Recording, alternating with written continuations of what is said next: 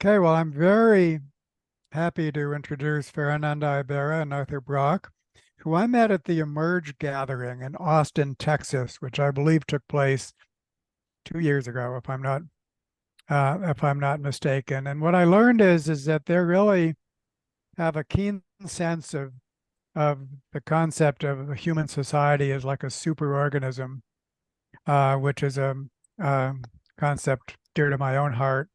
And we're applying it to such things as alternative currencies and so on and so forth. So I'll let them introduce themselves in um, their own words. And the format today is going to be just a little bit different. They're organizing our hour. There will be a breakout session, but it will be a little bit later on after they've spoken for a few minutes. And so with that, Fernanda and Arthur, I would like to turn it over to you. Thank you. Oh, well, introductions.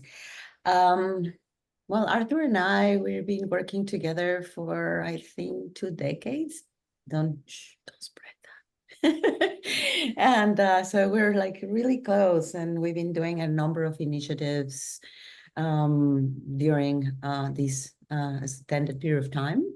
And a lot is focused on currency design and economics and living systems. We're both in love with harmony, in love with nature, in love with how life works, fascinated by that teacher and all that we can design when we're inspired by it. And when we get to know its language and we get to know it really well.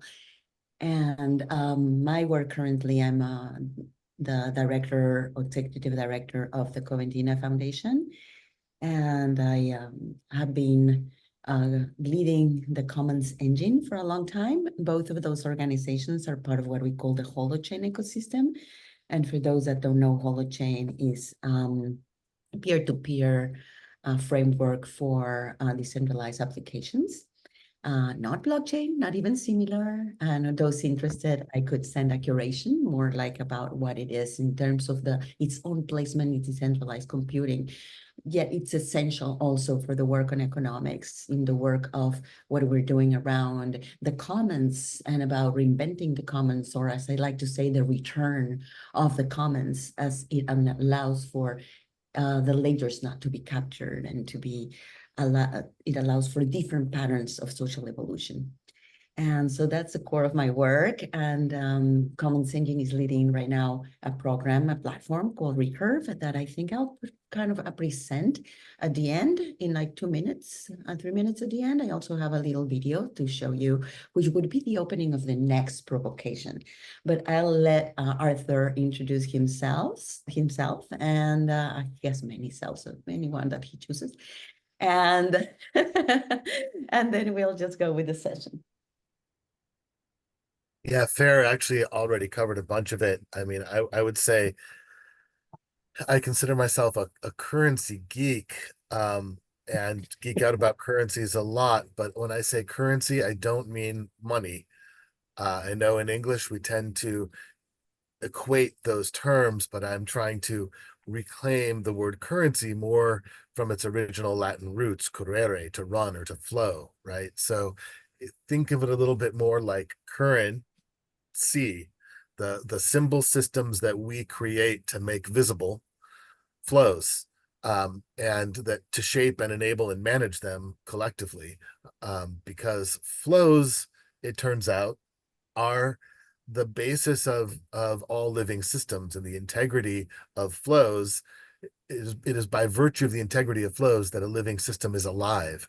If you disrupt the integrity of those flows, you kill the living system. And we, with our scientific paradigm, we're really good at talking about objects and relating to objects, and objects sort of bouncing off of each other and all sorts of things like that. We're not so good with flows as at a living systems level. And so for me, currencies ends up being one of the really powerful ways to hack ourselves to shape healthy flows, nourishing flows, and new patterns of sharing, carrying, information flow, and sometimes trade, sometimes exchange, but that tends to be a very small part of picture. And Fair mentioned the holochain ecosystem. Most of my time is spent these days on holochain or the holo hosting network, which is, as she said, a decentralized computing framework, not a blockchain. It actually scales. It's built on the patterns of living systems instead of global state, which doesn't exist in the physical world, in the real world, which is why blockchain is kind of like always in an argument with reality, always an argument with physics, and has problems scaling. Holochain actually scales, and so a lot of my time is spent there, because we built that as a framework for peer-to-peer coordination on all scales, and we're still trying to get that in place and usable. And there's really fun advances there that maybe we'll share at some point, but like really powerful suite of collaboration tools. Like think of things like Google Docs and Google Spreadsheets and Dropbox and Zoom and like all those kinds of things, but without any servers, without any companies in the middle, all peer-to-peer, and you own your data and you can search it all. You don't have it siloed in different groups. And anyway, there's some fun tools built on Holochain now that make it worth showing off. That was my little intro. Back to you. Indeed, I thought you were also going to mention that we're starting, and I think that I would like probably the opportunity in some time to introduce to people the new currency system that we're designing, because we're very hopeful on how it can become an economic engine for the regenerative world, and even like beyond that. And it starts real estate and land. But I'm gonna shift into the intention for today's provocation, because I want us to get into the yumminess of the space. So the intention of the provocation of all problems or problems of flow is to create a space for us all to think about problems from that lens, meaning from the lens of flow. And we will start, and I think Arthur already started offering some definitions that will help us with this exercise. And we'll offer some individual time of reflection, and then we'll go into breakout rooms. And then we'll come full circle for sharing insights and deepening into the conversation. So that's kind of the overall of the session for today. And I'm going to repeat the provocation. It's like all problems are problems of flow. And when one says something so deterministic or absolute, with this absolute certainty, one needs to kind of go a little deeper on why. And Arthur said it, but I'm going to repeat it in terms of living systems are alive by the virtue of the integrity of the flows. If you break the integrity of a flow within a living system, then you kill the system. If your body stops producing hormones, serotonin, you don't sleep. In the case of women, estrogen, we get great problems, or too much estrogen, cancer, or, so there is many examples within our own bodies. If I stop the flow of my breath, problem, no oxygen to the brain, I'll die right away. And that we can transpose into the living system that we all occupy in our beautiful, beautiful planet Earth. We're us, we are cells, we are part of the continuum of the life of this planet. So flow is a fundamental concept that is related to the movement, is related to the interconnectivity of all aspects of life. And it seems to me in the work that we've been doing for a long time, for this long time, that the Western mind thinks objects, thinks little places we can put in boxes that we can analyze. And there's beauty in that. There is a ways of learning about something when we observe the object, but there's also loss when we see life as ecstatic or things as a continuum. Not as a continuum, as a movement, as an exchange, as relationship and progression. And we got to mention that also in other sessions that we've been leading about this topic. And here are people that are more invested in economics. So I'm like, and living systems. So I think that would be easier to grasp. But people tend to think about flow as a state. And so some people go, yeah, when I dance, it's incredible, right? The flow state and mindfulness, or Stephen Kotler and the flow of in terms of performance, and how do you create that incredible flow of your I don't know, your different your cognitive development, your nootropics, so that you can get into different states that allow for you to focus or to be in like rocking it in the gym, that's great. But here again, was about the systems that we participate in, and how flow is defined by different forms of energy, matter, information, from traffic to communication to organizational boundaries, to the way that we communicate in our families, to trees, to water, to cooperation, and not only of humans, but also the more than human kin. And so flows reflects this dynamic process that underlies the optimal functioning and the health of living systems, from not only my personal well-being, but social harmony, ecological balance. And so it's how living systems exist, how they function, how they evolve, how they decay is the fundamental pulse of life.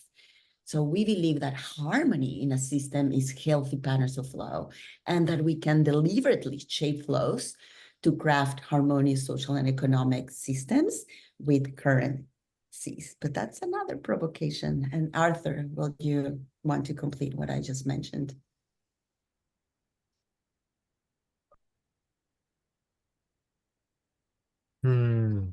Yeah, just to underscore a couple of things, like when you go to the doctor and they take your vital signs, what are they doing?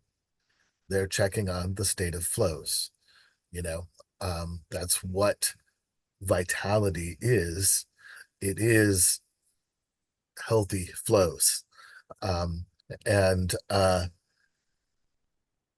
So we just to underscore, it may be easy to go to kind of a woo-woo place about like feeling the flow or being in a state of flow. A Csikszentmihalyi, how do we say that person's name? Book Chick sent me high. Csikszentmihalyi. Uh, um, we're not really talking about that type of flow, although that type of flow only exists on top of an underlying set of flows working well. Then you could say you're in a state of flow. But we're not trying to go woo-woo here. We're actually trying to go that layer underneath of what is the integrity of flows, because of the provocation that all problems are a problem of flow, like a breakdown in the integrity of flow somewhere. Um, that's what we'd like to explore together. Correct. So here's where we begin with our exploration. And I'm going to invite our fellow explorers to take some solo time before we go into breakout rooms as a way of processing in your own space.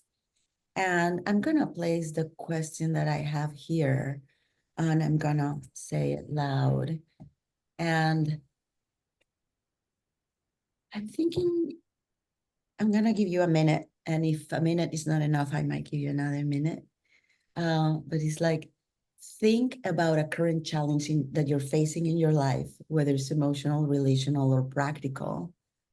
What areas feel stuck, stagnant, or out of balance? And take it as a personal write things for yourself. We're going to have another question that is more systemic in nature. And then we're going to have breakouts where we're going to go and speak about this with our people. So I'm going to start the minute.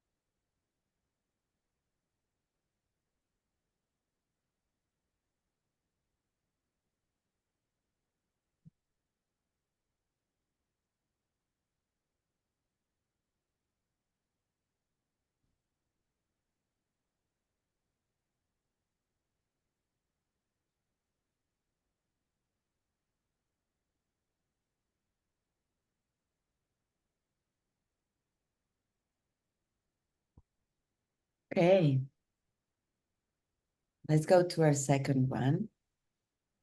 Identify a systemic issue or societal challenge. And it could be many if you're fast on these bullet points that you're concerned about. And identify or what are the visible symptoms of this problem. And I'm trying to copy this so I can paste it.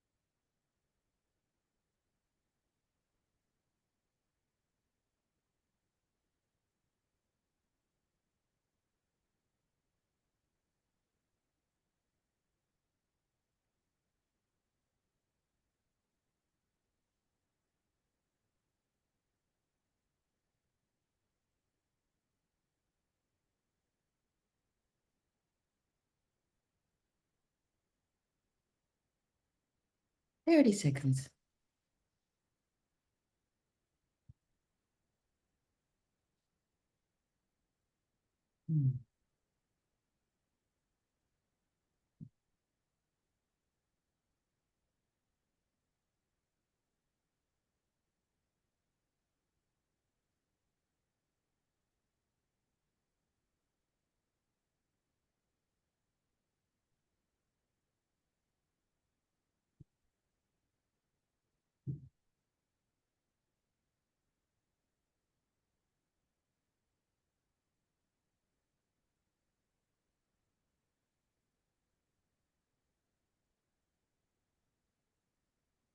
All right. So I hope this has been fun for you and to be able to be thinking about these problems from the angle of flow. And now we're, Juliet, if you can do us the favor to create the breakout rooms of the 3. All right. And we're gonna have 10 minutes. And manage your own flow within your own time, be within those groups, and let's have 10 minutes so that we can each have about 3 minutes, and then we'll come together. And what is to discuss is what was that your aha moment, or what is that caught your attention the most? It could be from the first question or the second question. And it's not about looking for the solutions, more about, is this a problem of flow? Where is the breakout of the flow? So it's like to deepen into the provocation. Any indication you want to give, Arthur? Yeah, just especially if it's possible you picked a problem that you may not have been thinking before about from the perspective of flow. What did thinking about it from the perspective of flow open up? Like what new insights did that provide?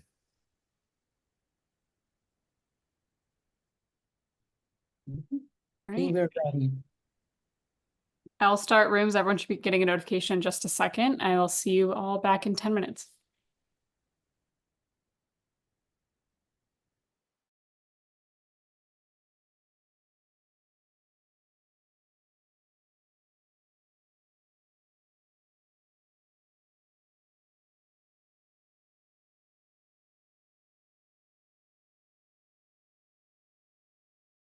Show of hands, who No show of hands. No one had fun. Oh no. It didn't. Sorry, the recording in progress overwrote you. You said show of hands for what? Show of hands. Who had fun? Oh yeah. Wonderful. Thank you. Let's share.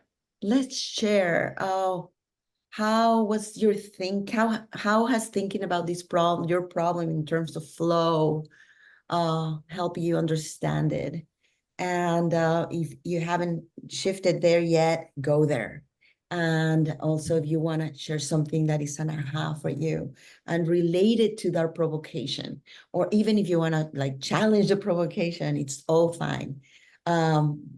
Arthur, you want to create like a more frame than that, or is that okay? No, I think let's jump in. We can tune as we go. Good. I think Ted left his hand first, and then we had David. Well, I'm probably going to steal some of David's thunder because it was mainly his ideas, but yeah, that the idea that flow in and of itself requires, well, it requires regulation to be life-sustaining. Like too much of anything or too little of anything, the system dies. It's how do we regulate? How do we constrain? What are the constraints required to maintain the health of the system? So it's like another idea I work at, which is like freedom is absolutely required in my definition of life. But freedom without responsibility is literally the bull in the china shop. It ends up destroying all those fragile things that are required to make things worthwhile. So yeah, it's how do we create and maintain the constraints required to deliver optimal freedom, optimal security, long term. And so yeah, it's that control of flow. I'll shut up and let David talk. Like a balance of that flow, like where does my freedom begin and the freedom or the big well-being of the collective, where do they touch? What is that balance, and how to make that visible so that we can self-regulate or create systems that self-regulate themselves. Yeah, thank you. That's another aspect. We have, every human has these two natures. Like we have an individual, we're all individuals and we're all parts of groups. So it's not one or the other. It's not capitalism versus socialism. We're both capitalist and socialist necessarily. We have to have both natures. They have to be in both. They both have to be in balance, in appropriate balance. Yeah. Very much so, Ted. Thank you. David? Yeah, so Ted, we were in the same group, and the idea that regulation is key for the right kinds of flow, I think, is so very important. And of course, it's all about with an organism using that metaphor. My God, I mean, all aspects of flow in organisms are so massively regulated. To think that we might need something like that for our social systems is very provocative, because for many people, regulation is a dirty word. But what I'll add to that is the idea of unintended consequences.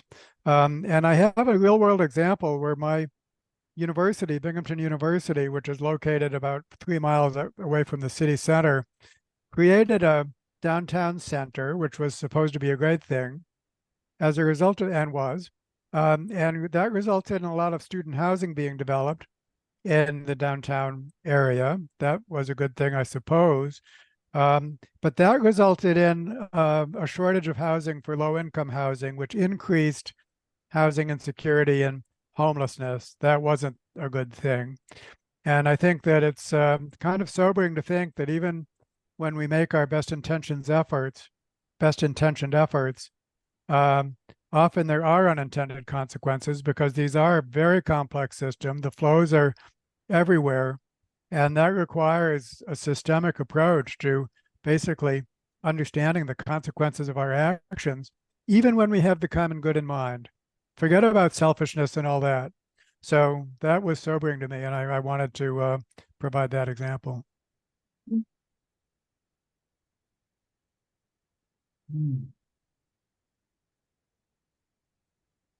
Yeah, just to piggyback on that. Yeah, it's easy when you talk about flow for people to simplify it to as if it's about a volume of flow, like you're trying to maximize volume of flow, or or something along those lines, just because I think we get in these patterns of trying to maximize, maximize profit, maximize accumulation, maximize, and what that masks is that a living system is a system by virtue of it assembling a pattern of flows, right? Like the pattern of flows has to have a certain kind of integrity to it, and that's where the regulation comes in that you're talking about. And regulation does seem like a bad word to us in a lot of ways, because it evokes the sense of like centralized control and rulemaking,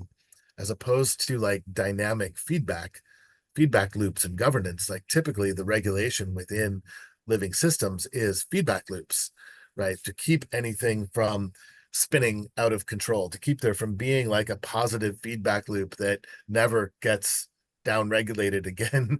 And it's funny, because the reason that I said at the beginning, this sense of maximizing, maximizing profit, maximizing extraction, accumulation, that kind of stuff, those are actually examples of those kinds of positive feedback loops, those runaway feedback loops of the more you get, the more you tend to be able to earn, the more you tend to be able to influence the system, the more you extract, the more you get, and that's actually an example of a poorly regulated flow. and like that in some ways that should be obvious to us looking through a living systems lens, that the way we have financial flows set up in our economy actually has broken regulatory, it's missing feedback loops, because we have these runaway positive feedback loops. And just to throw in a thing here, again, differentiating from blockchain, I don't know that anybody here is into cryptocurrency, but cryptocurrency, when you say that you're going to manage a decentralized system through a consensus algorithm that is a variant of proof of work or proof of stake, which basically they all are, and both of those are runaway positive feedback loops. In other words, the more you have, the more you can stake, or the more you have, the more computing power you can buy to do more proof of work. So you earn more, and you end up in one of those positive feedback loops, which centralizes power, influence, and control.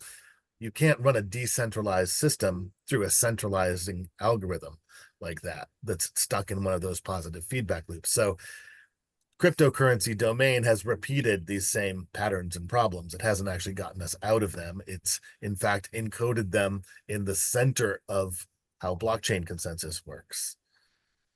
And Fascinating. I saw Allison's hand up. Yeah. To yield to Allison. Yeah, I like that.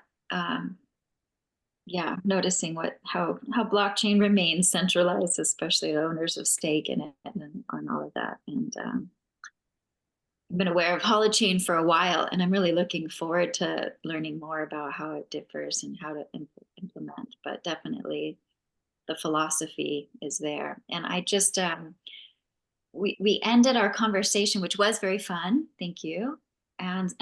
And Scarlett, if I could sort of reflect back what was being said at the end of our conversation, which I enjoyed, speaking about your studies with anthropology, and that, of course, anthropology, philosophy, and all of the really thinking about who we are as humans is what we should be studying in economics, and accountability for who we want to be in that, and the anthropology as being fundamentally an empathic study of listening, and what's being expressed really mattering. And that's and so hearing, what is it, what is the impact, what is your experience of life, what is it that you're going for, and being able to elicit that from an understanding of what matters to us, who are we wanting to become, what are we wanting to create, making promises towards those things, as our entrepreneurial endeavors, right? As our variation and creation part of the flow, and that exchange and interaction being held accountable for what matters as replication, right? And so we have variation, selection, replication is the constant flow between these phases in life and in the economy. And so when we have impact investing to say, well, what is it that matters? And then we listen to those who and hold accountable our systems to what matters, and then we continue to grow from there. And I just I appreciate that part of listening, and accountability came as core, I think, in how we need to see power flowing. And in our conversation was lovely. Allison, I love your observation, basically, that the basic Darwinian process of variation, selection, replication is a kind of a flow.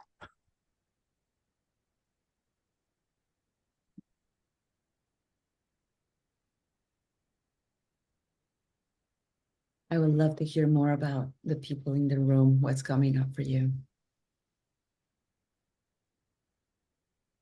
Questions. There's, this is a space of exploration.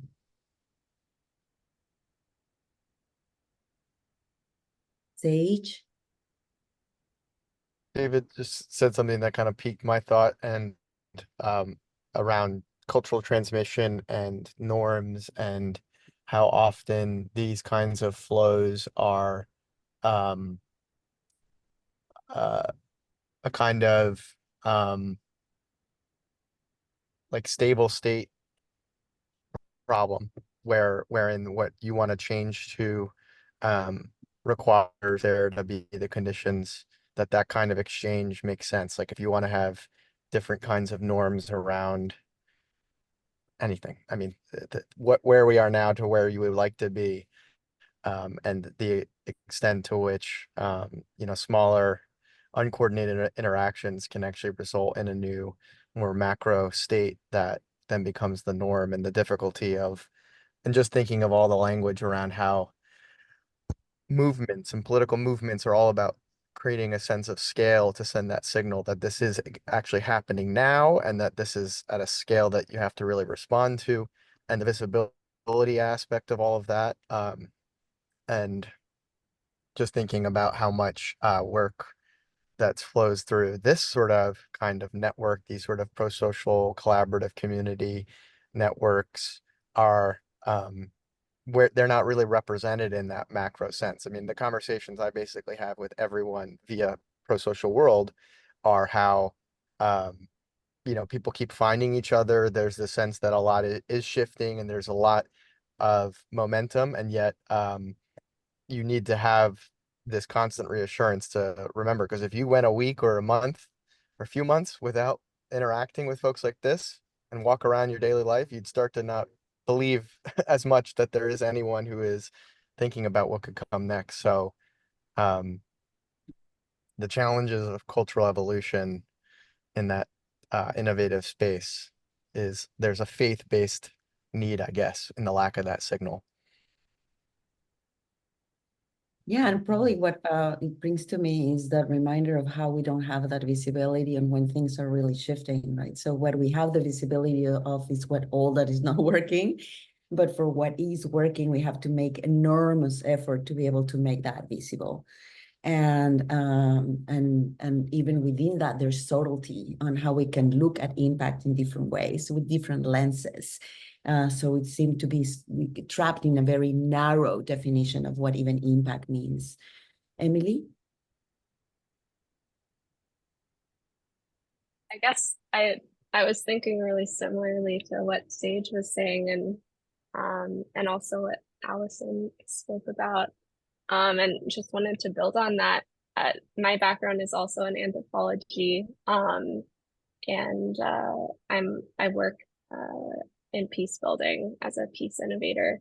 And I think for me, something that's been really interesting is thinking about, so in anthropology, we talk about building rapport. And I think when we're thinking about these kind of, I loved that kind of framing of like, we're both socialists and capitalists, or you know, that whole kind of idea of we're collective and we're also individual is really what it gets down to. And how do we regulate between those? And I think for me, I always kind of go back down to what does it take even at the individual level to do that? And I think so much of it is, you know, that building rapport, building the trust, which is at the heart of peace building, of course, as well, is we, in order to like come together, we have to build trust. And yet there's this like interesting paradox, because in order to build trust, we actually need to step into the place that we're kind of afraid of perpetuating. So in some ways, like I find that often in the social justice space or in peace building, you can kind of feel yourself a little bit stuck and frozen, because in my experience and a lot of colleagues as well, you're so afraid of perpetuating, oh no, we're gonna do the same thing that has been done before. How do we get out of this? We're gonna continue to perpetuate the harmful norms. But actually, and like Sage was saying, in order to be able to move forward, we have to come together and build trust in spaces like this, and in many other spaces that kind of give us hope and allow us to both work through the fears of perpetuating those norms while also having hope for what might be possible. Thank you. I have many things that I want to continue on that, and part of the trust, it's exactly of how do we build that flow of trust. And many people say the currency of trust, it's a flow. And what are those what are the mechanics? What are the symbols, the game shifting that for that to happen? And Arthur, I think you want to mention something about individual and the collective. And it's 7:52, so I would like to have maybe you and another person, and then I would like to show that last little video on flow that we have. Okay. Yeah, it just I've heard a couple times now this, you know, we function both on an individual level and a group level, but one of the places that I don't think that we are very good at seeing is the different types of group levels, because there's group as an aggregate of individuals. Like I think of this like I don't know, a save water campaign where there's billboards and things like turn off the sink while brushing your teeth, put a brick in your toilet thing or whatever, right? And then you have an aggregate behavior of individuals that are accumulating versus individuals structured into a social organism, which is different than an aggregate of individual behavior. So when you are structured in a social organism, an institution, a corporation, a government, you know, things like where your paycheck relies on something or whatever, it shapes behaviors in very different ways. It influences us in ways that we often don't recognize. And we are all part of multiple of these social organisms. And I'm not using the phrase social organism poetically. I mean, these social organisms have their own kinds of patterns of intelligence encoded in them, largely through currencies. But they have self-preservation instincts. They can, you know, they can spawn offspring. They can, like, they actually fit the definitions that we have of biological organisms, but they happen at the social level where we are cells within those organisms. And there's very strong feedback loops on our behavior in those contexts. And when we don't differentiate between these aggregate spaces versus organized spaces where we function as an organ or as part of an organ in, you know, in an organism like that, it's easy to lose sight of the types of pressure and influence there that shape our daily behavior. And again, that's why I find currency is such an effective tool, because currencies are what shape those feedback loops, change those feedback loops in social organisms. You know, if I could respond to that, I hope I'm not taking up too much time, but I think the the concept of society as an organism, of course, has ancient roots as a metaphor, but what's new is to take it literally, as you just said. But when we do take it literally, then I think that what we need to search for is everything that we already know exists in an organism. That would be an anatomy, a physiology, a nervous system, an immune system, and so on and so forth. And, right then and there, I think actually flows are very important, but not everything. I mean, just look at the distinction between anatomy and physiology. Anatomy is a fixed structure, physiology is more of a process, and so on. So first of all, I just want to affirm what you're saying, that this concept that our cultural groups are an organism of sorts is something to be taken literally. And then when we follow up upon that, I actually wonder if that might actually circumscribe a little bit the concept of flows, which wouldn't be a bad thing, but I'm just kind of suggesting that as a provocation. A provocation 4 minutes before we end our session, David, that's unfair. By the way, on the hour, of course, people are free to leave, but some of us like to continue if you can, and so we don't. It's not a hard stop for everyone, just by the way. Okay. All right. Just show of hands who has to leave. Okay, so we're losing some people. That's good. That some people want to stay. So perhaps we want to take into that provocation a bit, Arthur, David's? No, I wouldn't suggest that actually. I mean, No? please continue with your plan. Okay. I wouldn't want to distract from what you already have in mind. Well, it's not distract. Actually, the provocation is a provocation, right? And I feel like for us, it's very useful to be able to see it from different perspectives and from the eyes of people that are knowledgeable on living systems, and to be able to go into different aspects of it and kind of look at it from different angles. But I think that, yeah, it's good to go into continuing the session and just like maybe offering the floor if anybody else has like, pressing like aha or something they want to share before we close the session, and just have the opportunity to offer the floor to someone else. And then we'll continue into presenting part of the work that we're doing in terms of flow and currencies.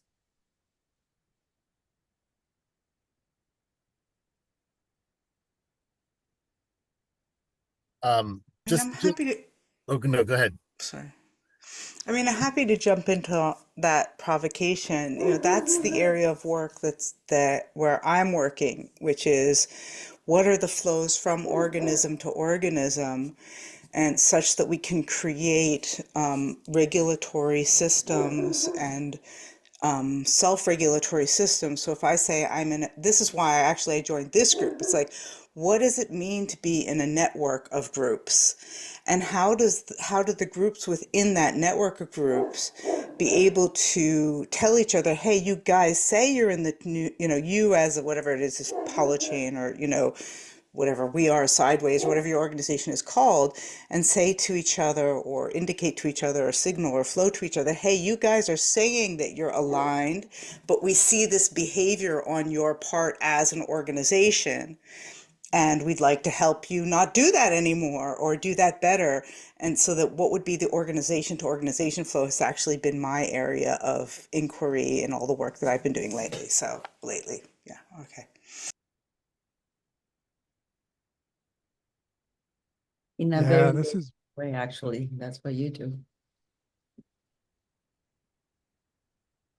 David, you wanted to say something? I feel like I'm hogging the time here, but I think that just earlier today with Jan Pfister, who is not on this call, but who's part of this group, we were talking about basically markets as something that need to be designed.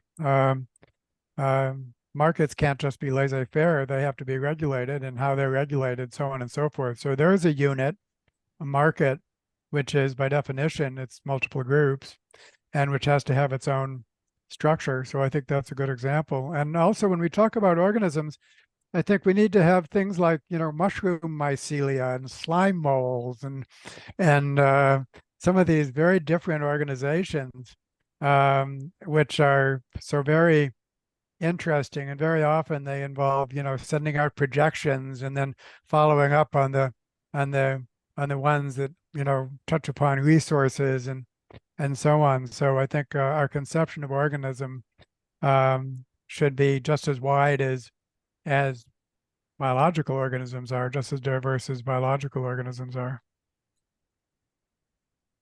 That's a good entry point to the next part, and how we also need to think incentives and what are the incentives for that. Like the market be regulated, yes, but what are the incentives for the markets to actually create things that are good for us? And they can say like, oh no, but meth is good for you because you asked for it, so I guess it's good for you, so we'll just produce tons of it. And so, but what is really how markets can be regulated, or by making those flows visible, of what is that they create in terms of life and what is extractive about them. And I felt like they can't just be regulated by politicians and governments and things that are constantly not serving the planet as a whole, or regulating on their benefit, with tons of loopholes around it, but have it really made visible on what is the result and the consequence for the well-being of society, for individuals and collectives. And so I'm gonna go into the session of sharing about Recurve, so that we can track, you can track, or we can share what is that we're working on in terms of our work on currencies. I'm gonna share my screen. So this is Recurve for regenerative currencies re-evolution. And it's a very fiery brand because, fire, I live in Hawaii. So Pele has infused me with her life and how lava creates, destroys, but creates. And what is the time right now to be able to make visible the importance of being, taking individual responsibility for what it is within our reach, for what is that we can change. And so Recurve invites individuals, I just got stuck with that word because it's been mentioned so much, people to illuminate the possibilities to be able to alter the trajectory and to design new patterns of collective well-being. We have different offerings. We invite you, I'll send you all an email with this, and we have new 2 different tracks of the workshops. Think about Recurve, actually, I'm going to say this before, as a niche platform for economics, for governance and culture. And so we're providing the infrastructure, kind of the Udemy for that to happen. But really what we're out into doing is to be able to bring different subject matter experts that together they can build competencies. They can see, what is the problem of embodiment? How do we help people embody impact and think about different types of capital? And how do we think about help them to embody currencies? Not big, large ones alone, but also small ones. How do we help them to shift the small things around the institute, the family dynamics, or the school dynamics? And how is that happening within the work of others? And also to go through the pains that we have as people that put content out, where we don't need to put a massive amount of time for offerings that then people don't come to, or we have to do social media and many people hate it, or what are the things that we can do together? Is it possible that a group of economists get together to build a new model for how we produce and distribute content?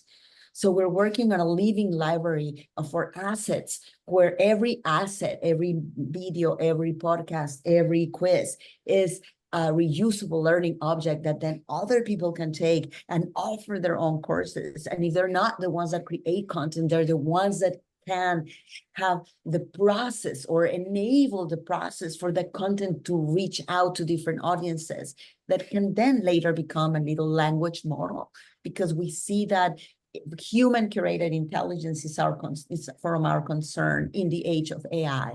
So we're working on a collaborative framework for subject matter experts and providing infrastructure to create this. And so you could see the first workshop here, and then here there's a trailer for and the next one that's coming that's called Decentralization Beyond Blockchain. And that's kind of our invitation. And for now, I wanted to show, I think I have to share again because otherwise I won't share with video, and then that's a problem with audio. I think that when you're sharing a video, there's a special way to share with a little button, or maybe not. Money moves mountains. Literally. That's the kind of power currencies have. And we can harness that kind of power for creation, not just extraction.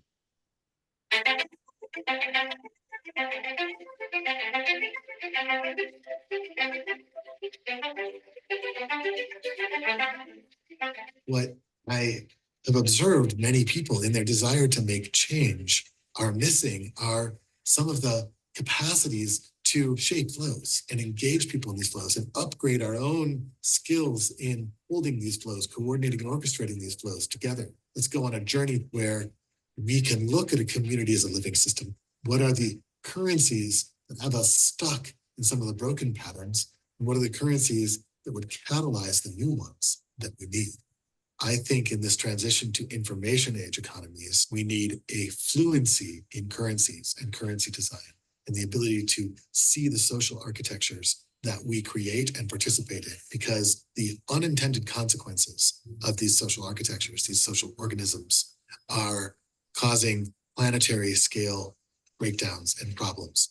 The only way that we can fix them is not by just trying to educate individuals and moderate individual behavior, but to create new patterns that shape our collective behavior and our capacity to orchestrate and coordinate flows. And currencies are an extraordinarily powerful ingredient for changing them. How many mountains have we cleared off for coal or gold or molybdenum? But money is a powerful force that is literally changing the shape of the planet, and it changes the shape of our lives. And if we don't learn to transcend the current pattern of money and be able to hack ourselves in new ways with currencies that are actually connected to the deeper wealth of living systems, we're kind of screwed. For me, that's the reason to be here. That's the reason to play this game. I really invite you to dig in and learn how to use these tools in your business, in your projects, in your communities, and in our world, because it's time for an upgrade. I think I'm gonna start cutting carbs. I need to drop my belly sorry. fat. Oops. What is that? I need to drop my belly fat. We wanted to change that last because the provocation doesn't end in all problems or problems of flow.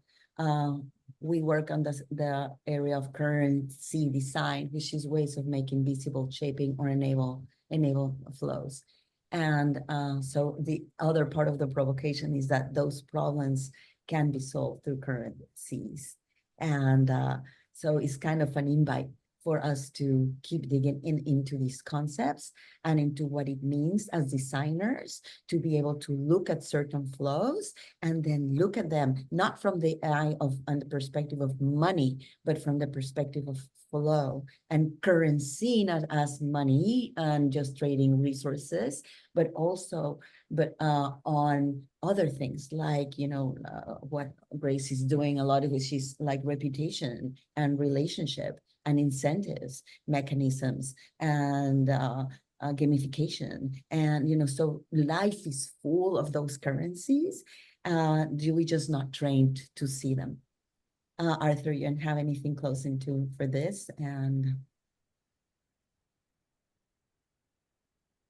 just to say that that was the preview of a course about currencies for social change, use it for intended for social change agents, looking at how to use them as tools for social change. And then the other one that she was also showing is that we have one about decentralization and blockchain and all that kind of stuff as well for the geekier audience.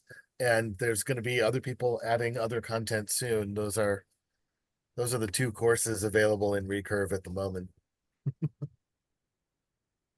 That modular design that you talked about is something that we very much want to do also on the education part of the New Paradigm Coalition. So I think we've converged upon that, and it'd be very interesting to see how we could work together to create modular material that can easily be like cultural plasmids. They can easily flow. So Exactly. Yeah. Oh, I would love to do that. Like we've been creating this knowledge base and this database and the governance for it, like how do you track provenance if you're going to be doing that? And I feel like if we're like daring enough to just be sharing what is abundant, for all of us, which is our content, then what would happen? And can we create a play-to-play mode so that others that don't have the money have the access, but they can also have meaningful ways, surface of engagement, meaningful ways to contribute. And so we're looking into models on how to make visible contribution, and not only what I contribute, but what I receive, to just also shift the perspective of, oh, what I receive is just like a course or money. No, you might be knowledge, maybe it's relationship, maybe it's connection, maybe it's, and to expand through that get mine, grow ours that we're talking about, like when I come and to be able to serve myself, but also I serve the collective. So I very much look forward, anyone and Alison, we've been having this conversation for a while, and you wanted to do a teacher to teachers. Yeah. I'm very curious about how the collaboration within the coalition can happen, and even easy as let's put things in a database together one time, see what happens. Yep. Can we create a knowledge commons together? Can we rate our different objects, learning objects together? Can we, yeah, I'm gonna leave it there. Yeah, absolutely fantastic. So awesome. Well, I guess I have to go, but this has been wonderful, wonderful, and so happy to add this to our gallery of presentations to be viewed in perpetuity. So I think this is one of those modules. So thank you so much to both for everything that you do and for taking the time to present it to us. I'm really appreciative. Yes, thank you. This recording will be available shortly. Hope to see you all next week. Thank you so much.